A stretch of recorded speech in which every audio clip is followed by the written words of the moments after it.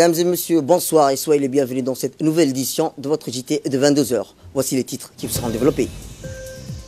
Au sommaire de l'actualité nationale, le chef de l'État reçoit les délégations des partis politiques amis du RPP. Et enfin, dans l'actualité internationale, au Sénégal, Macky Sall vainqueur au lama de la présidentielle. C'était les titres. Merci si vous nous rejoignez. Le chef de l'État, son Excellence Ismaël Guelleh, a reçu ce matin plusieurs délégations des partis amis du RPP, une délégation de l'Assemblée parlementaire de la francophonie. Durant les festivités au 40e anniversaire de la tenue du congrès extraordinaire du parti RPP, plusieurs délégations représentant les partis amis du RPP et des pays voisins et amis avaient participé à cet événement. Le président a reçu en audience le représentant du parti FPR du Rwanda, le sénateur Tito Rutaremera, palais présidentiel. Le président a remercié le sénateur Tito du parti FPR d'avoir participé aux événements organisés par le parti RPP qui a célébré le 40e anniversaire et a tenu son congrès extraordinaire. Le sénateur rwandais a pour sa part remercié le chef de l'État pour sa disponibilité, les reçus plutôt malgré son emploi de temps chargé. Les discussions ont porté essentiellement sur le renforcement de la coopération entre le RPP et le FPR du Rwanda pour échanger les expériences entre les deux partis qui fournissent d'immenses efforts pour le développement dans leurs pays respectifs. Le secrétaire général du parti du RPP, M. Ilyas Moussa Dawale, a participé à la rencontre entre le sénateur du parti FPR du Rwanda et le président du parti RPP, également président de la République, M. Ismaël Omar Guelleh. Dans une interview accordée à notre équipe, le sénateur Tito a indiqué que les partis RPP et FPR vont renforcer leurs consultations à l'avenir et il fait aussi état d'excellence des relations entre Djibouti et le Rwanda, grâce au leadership des présidents respectifs Paul Kagame et M. Ismaël Omar Guelleh. Voici ses propos. On a un peu parlé du Rwanda, des relations amicales que nous avons avec ce pays. On en a parlé. On va continuer à travailler ensemble et discuter du fond de nos partis, le fond et la forme, parce qu'il y a l'idéologie des partis, on peut discuter. Et comme c'est des partis qui travaillent pour le peuple, donc on va essayer d'aller dans la direction du peuple, travailler pour le peuple. Et puis nos relations devraient être peuple à peuple. Donc c'est ce que nous allons travailler avec le parti. Pour sa part, le secrétaire général du parti RPP, M. Ilyas Moussa Dawale, s'est réjoui de la forte participation des partis politiques amis à l'instar du parti FPR du Rwanda qui a dépêché une forte délégation. On l'écoute. Très heureux que les amis comme le parti FPR du Rwanda et beaucoup d'autres partis amis nous aient rejoints pour fêter avec nous. Et au jour d'aujourd'hui, le président a reçu plusieurs délégations qui étaient présentes à l'occasion de ces festivités pour les remercier de leur participation et d'avoir répondu. Le président de la République et le président du Rwanda, Paul Kagame, ont une relation exceptionnelle. À ce titre, donc, c'est toujours pour le président un plaisir de recevoir nos amis du Rwanda, y compris pour le représentant du parti FPR. Et le président nous a ordonné également de renforcer ces relations entre parti à parti pour encore approfondir ces relations fraternelles entre Djibouti et le Rwanda. Outre la délégation du parti RPP du Rwanda, le président Guelleh a par ailleurs reçu en audience ce matin une forte délégation du parti Koulmié de la Somaliland, conduite par le vice-président de ce parti, M. Mohamed Ahmed Kahin, également ministre de l'Intérieur de la Somaliland. Les discussions entre le président et la délégation ont porté sur le renforcement de la coopération et les échanges d'expériences entre le RPP à Djibouti et le parti Koulmié en Somaliland. Les populations de deux partis partagent des liens de fraternité et d'amitié. Ces mêmes populations vivent de deux côtés de la frontière. La délégation de la Somaliland a été introduite auprès du président du parti RPP et président de la République, M. Ismaël Omar Guelleh, par M. Ali Abdi, membre du comité exécutif du RPP, et le ministre de l'Éducation nationale, M. Mustafa Mohamed Mahmoud. Le président du parti RPP, M. Ismaël Omar Guelleh, a remercié la délégation du parti Koulmié de la Somaliland pour leur participation aux différentes activités organisées par le parti, notamment la célébration du 40e anniversaire et le congrès extraordinaire du parti RPP. À l'issue de son entretien avec le président de la République et président du parti RPP, le vice-président du parti Koulmié de la Somaliland et ministre de l'Intérieur, M. Mohamed Ahmed Kaïn, a fait part de sa satisfaction après la rencontre avec le président Guelleh, avec lesquels plusieurs dossiers, a-t-il dit, d'intérêt commun ont été discutés. Je présente le président du parti Koulmié et le Somaliland, a dit le vice-président, M. Mohamed Ahmed Kaïn, et je remercie le président Guelleh, président du RPP, et les membres du parti RPP pour cette invitation aux festivités du 40e anniversaire et au congrès extraordinaire du parti. Il a aussi annoncé que les deux formations politiques RPP et Koulmié vont renforcer leurs échanges pour trouver des centres d'intérêt commun pour le progrès de deux peuples qui partagent beaucoup de liens. À l'avenir, nous allons engager des consultations pour renforcer la coopération entre Djibouti et la Somaliland dans de nombreux domaines. Le doyen et membre du comité exécutif du RPP, M. Ali Abdi Farah, s'est réjoui de la participation du parti Koulmié de la Somaliland aux différentes activités organisées par le parti RPP. Et à la rencontre a été instructive pour renforcer, a-t-il dit, la coopération entre les deux partis. Suivons à présent le mot du doyen du parti RPP. La délégation du parti Koulmié, parti au pouvoir au Somaliland, a été invitée pour prendre part au 40e anniversaire du RPP. La délégation, effectivement, a participé, comme vous le savez, à l'instar des autres partis au pouvoir de la Corne de l'Afrique, aux festivités qui occurrent ces derniers jours à Djibouti, et qui concernaient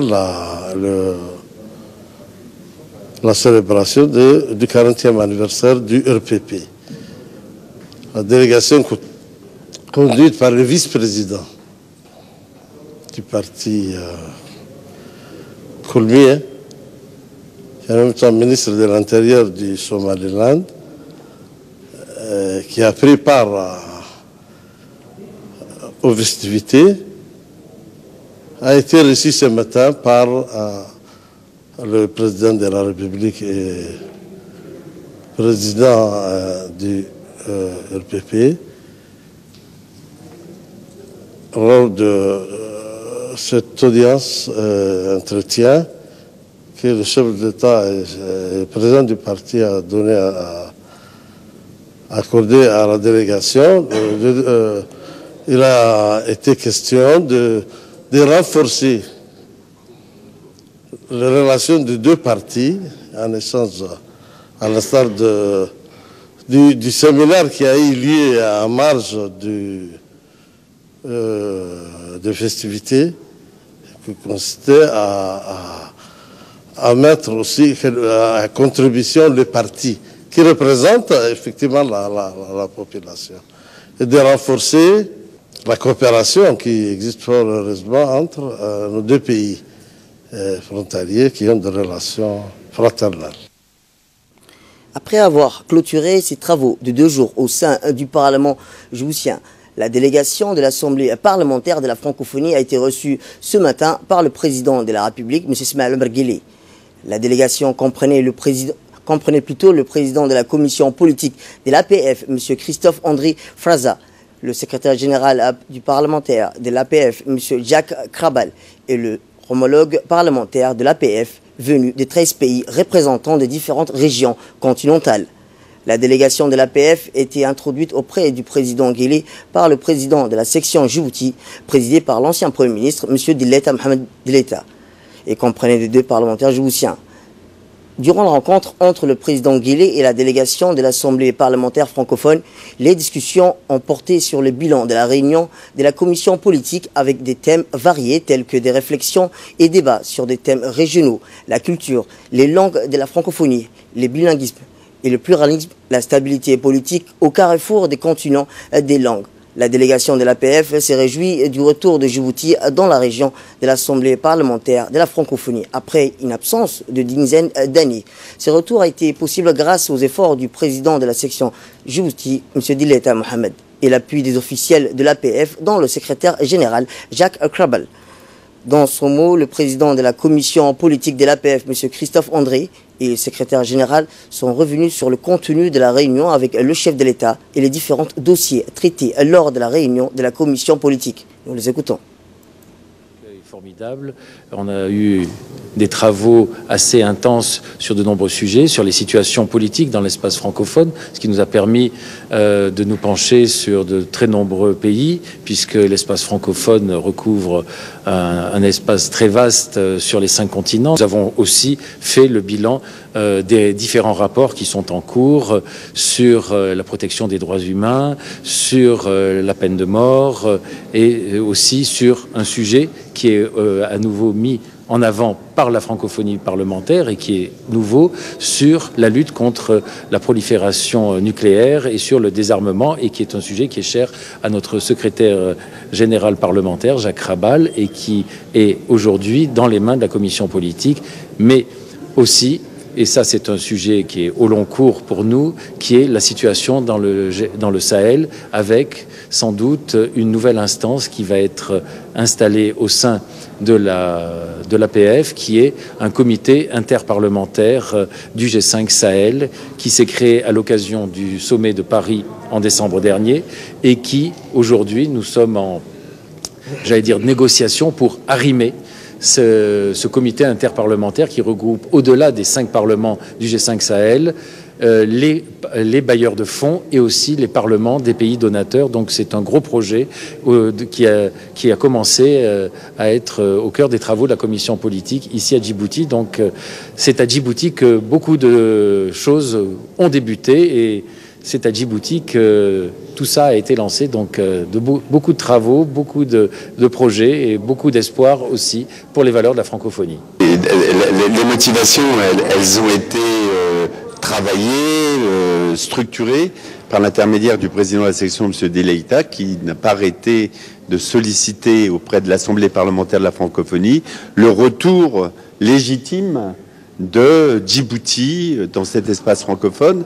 Pourquoi légitime? Vous avez 50% de locuteurs en langue française ici, et on connaît l'identité, l'histoire de Djibouti à travers donc notre langue. Il était tout à fait normal que nous puissions revenir pour, d'une part, montrer l'attention que l'Assemblée parlementaire francophone portait à Djibouti, mais d'autre part, nous enrichir aussi des attentes qui viennent de s'exprimer d'ailleurs par votre président de la République, où on a eu une discussion sur le fond, sur les valeurs de la francophonie dans ce monde en mutation.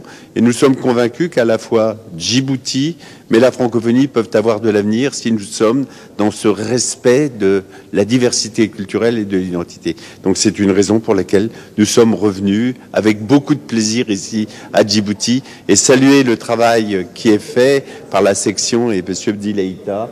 Et donc c'est un moment très fort, j'espère pour Djibouti, mais je suis convaincu pour la francophonie. Le président de la section de Djibouti se félicite de la tenue de la réunion de la commission politique de l'Assemblée parlementaire de la francophonie à Djibouti. L'absence, a-t-il dit, de Djibouti, un îlot francophone et un havre dans cette partie tournante de l'Afrique, était un manque pour l'espace francophone qui compte plus de 50 pays dans le monde. Voici ses propos. Je suis très heureux, d'abord, comme vous les avez si bien signalé, le retour après une décennie de la République de Djibouti, et les plaidoyers, les messages que nous avons envoyés au niveau du secrétaire général, qui a accueilli favorablement dès le début et qui nous a beaucoup soutenus dans ce retour, nous a vraiment fait plaisir. Et aujourd'hui encore, le fait que plus de 12 pays de la commission politique d'abord avoir accepté de venir à Djibouti, et que beaucoup de pays, plus une douzaine de pays, puissent se déplacer à Djibouti, et ça nous fait vraiment plaisir. Le plaisir que je pense que tous les Djiboutiens partagent avec moi. Au-delà de l'accueil que nous avons réservé, je pense que les délégations aussi ont apprécié les séjours. Nous avons, comme vous le savez, fait une soirée de gala hier soir au Sheraton, où nous avons pu montrer à toute la délégation les différentes cultures de la République du Djibouti, et les délégations tout entières aujourd'hui ne faisaient que nous féliciter, nous remercier. En tout cas, c'est pour vous dire que c'est une joie. Et je voudrais particulièrement, bien sûr, remercier Jacques Cabral, pour le secrétaire général de l'APF, pour d'avoir vraiment accepté de venir. Et surtout, mon ami le sénateur Fassa, d'être là avec la délégation de la commission et d'avoir pu surtout discuter des sujets très intéressants en faveur de la francophonie, de l'Assemblée parlementaire de la francophonie. Et nous sommes très... Toujours dans l'actualité, le secrétaire général du Rassemblement populaire pour le progrès, le RPP, M. Ilyas Moussedawale, a reçu une importante délégation du Parti communiste chinois, le PCC.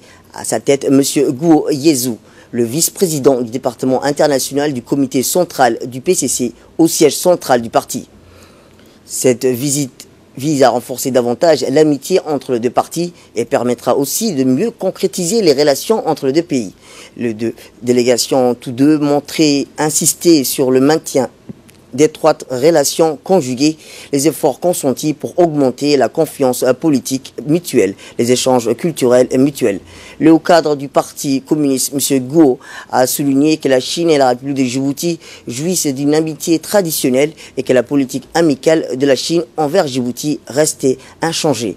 Le secrétaire général du parti RPP, M. Ilyas Moussedawale, quant à lui, rappelé que les relations des coopérations entre Djibouti et la Chine sont mutuellement avantageuses et a soutenu à ce que les deux parties puissent échanger davantage d'idées et s'appuyer mutuellement et enfin d'approfondir leur coopération bilatérale.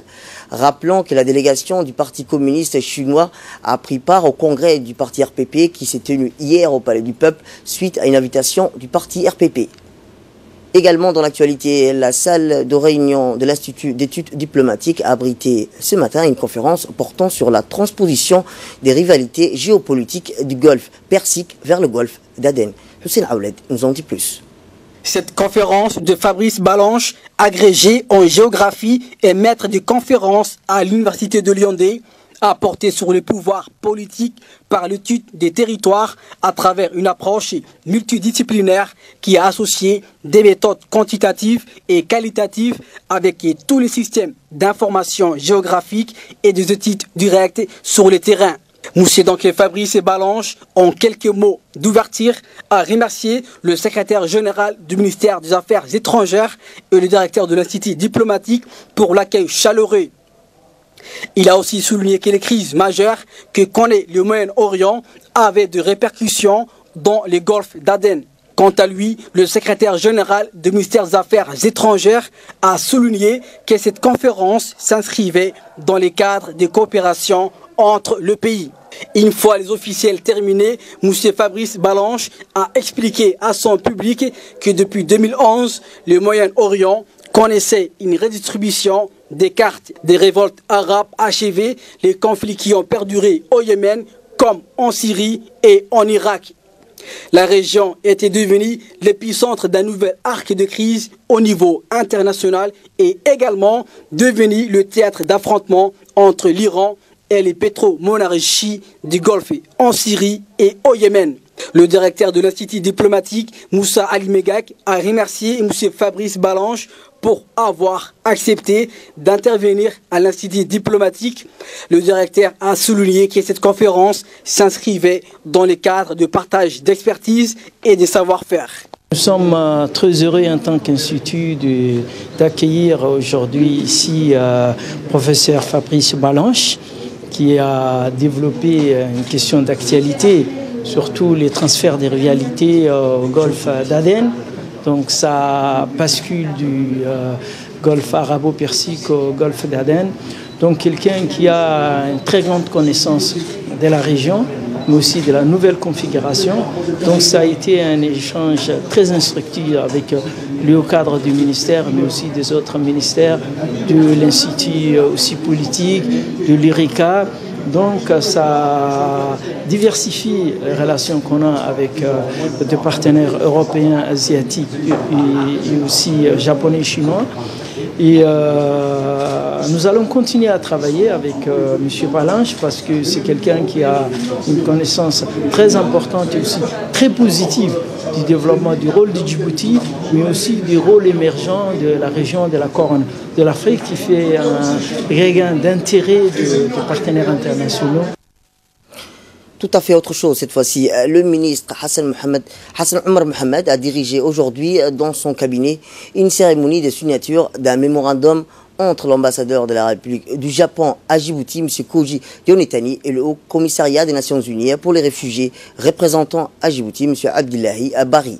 Cet accord va permettre, rappelons-le, l'octroi par le gouvernement nippon d'un appui financier au HCR pour la mise en œuvre du projet Appui de protection des enfants réfugiés et le développement en République de Djibouti.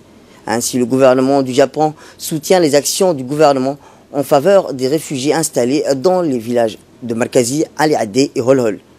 En pris part à cette cérémonie, outre les officiels, le secrétaire général du ministère de l'Intérieur, Siraj Omar Abdelkader, et le secrétaire exécutif de l'Office national de l'assistance aux réfugiés sinistrés de l'ONARS, M. Hussein Hassan Darar. Est déterminé et pris en compte dans le cadre du regroupement familial. Assurer la gestion des cas individuels incluant les visites au domicile. Faire l'enregistrement continu des enfants, y compris l'appui aux autorités locales dans la délivrance des actes de naissance. Soutenir le renforcement des capacités institutionnelles dans le programme de protection des enfants. Conduire des sensibilisations communautaires sur les droits des enfants et mettre en place des mécanismes de plainte dans les villages de réfugiés. Depuis de longues années, le Japon reste toujours à côté des autorités et de la population djiboutienne afin de soutenir les actions nécessaires pour assurer les conditions d'accueil des réfugiés et des migrants en partenariat avec les organes internationaux compétents. C'est dans cet esprit du partenariat et avec le sentiment de respect à l'égard de tous les acteurs concernés que je signe aujourd'hui un mémorandum concernant la contribution du Japon pour financer les activités mises en œuvre par la UNHCR pour renforcer la protection des enfants réfugiés. Écoutons un extrait de l'intervention du ministre de l'Intérieur Hassan Omar Mohamed lors de la cérémonie de signature de ce mémorandum.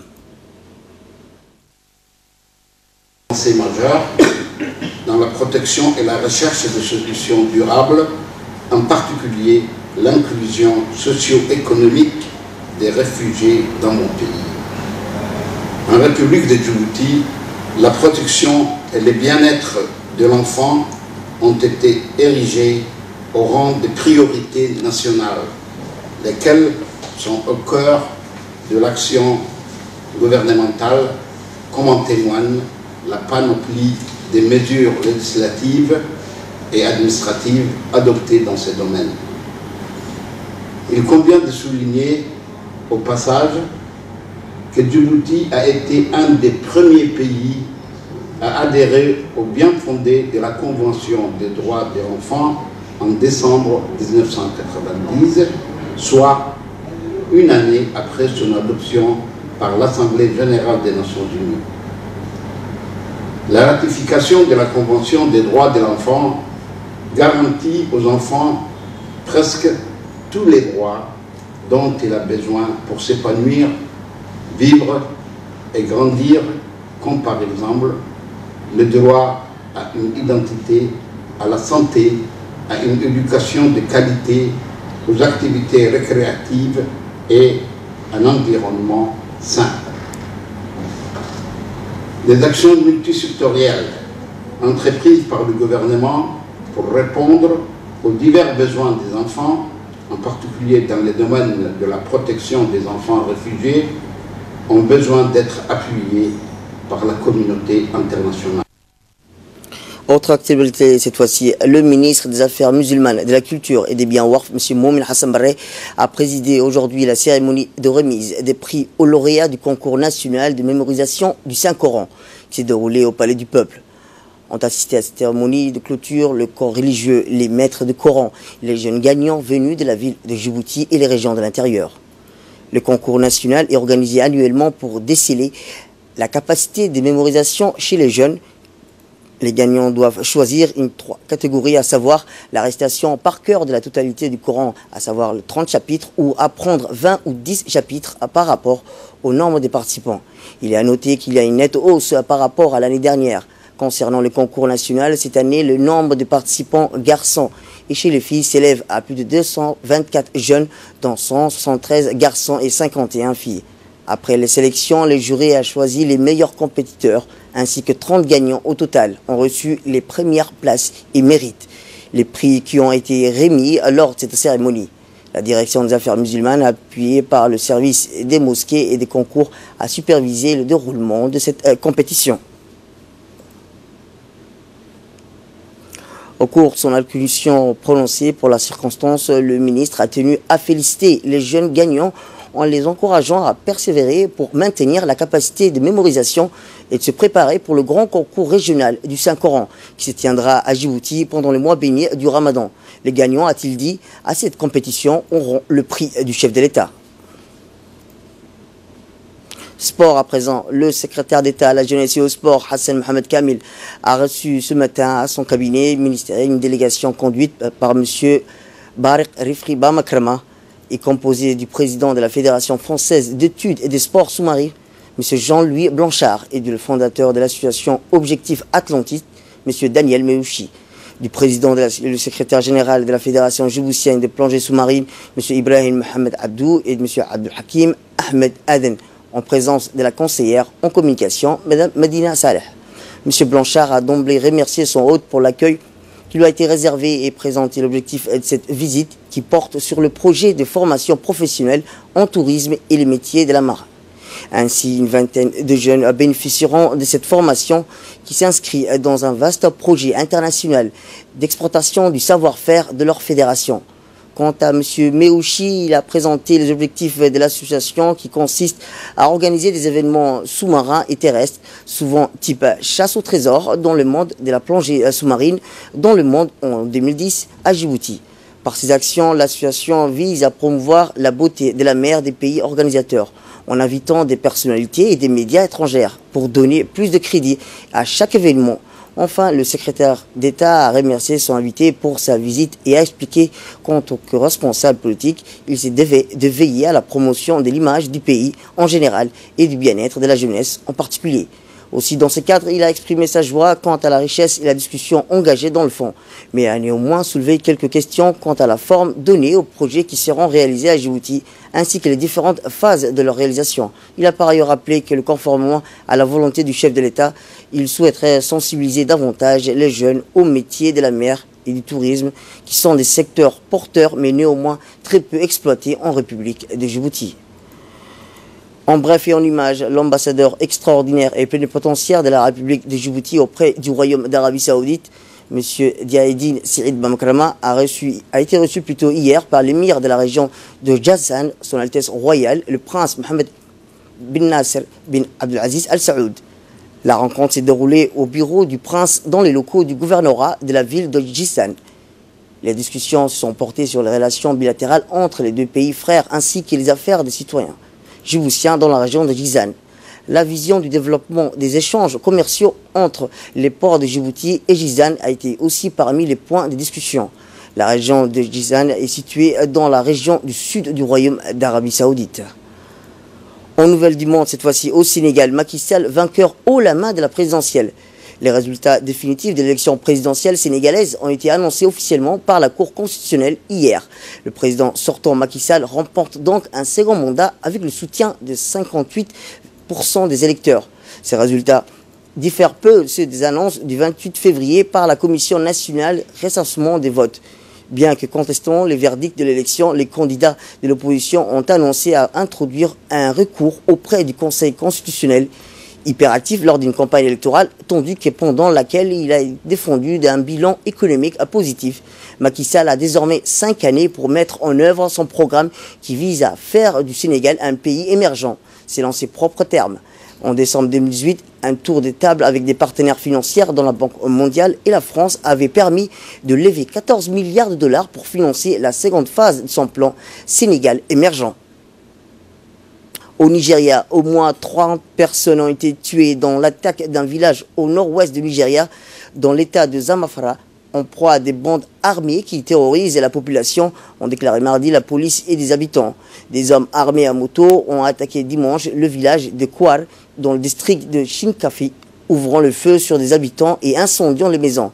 La semaine dernière, rappelons-le, une soixantaine de personnes avaient été tuées par des bandits opérants dans la région nord-ouest où l'État nigérien est rarement en mesure d'assurer la sécurité. Les éleveurs et les agriculteurs de cette région subissent régulièrement depuis des années les attaques des gangs criminels qui mettent à sac le village, volent des bétails, kidnappent des habitants pour obtenir un rançon. C'est tout pour cette édition. Merci à vous de nous avoir suivis. Restez avec nous pour la suite de nos programmes télévisés.